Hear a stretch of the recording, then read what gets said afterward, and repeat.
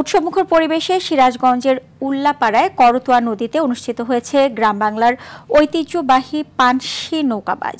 দুদিনব্যাপী এই প্রতিযোগিতার ফাইনাল উপভোগ করতে নদীর দুপারে নামে হাজারো মানুষের ঢল। আবহমান গ্রাম বাংলার ঐতিহ্য আর সংস্কৃতি ধরে রাখতে প্রতি বছর এমন আয়োজন করার দাবি দর্শনার্থীদের। সিরাজগঞ্জ ছাড়াও প্রতিযোগিতায় পাবনা ও নাটোর থেকে ১৬টি পানসি নৌকা অংশগ্রহণ করে। বিজয়ী হয় শাহজাদপুরের সোনার মদিনা নৌকা।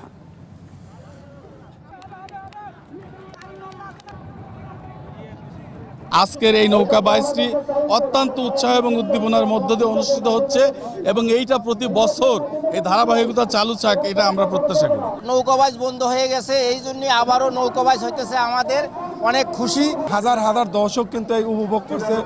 বৈঠার তালে তালে মানুষের যে ভালোবাসা, মনোরঞ্জন, সেটা কিন্তু আমরা চাই। ছোট থেকে সবাই আমরা এখানে নৌকাবাজ দেখতেছি, এখনো দীর্ঘদিন যাবত হচ্ছে, আশা করি হবে।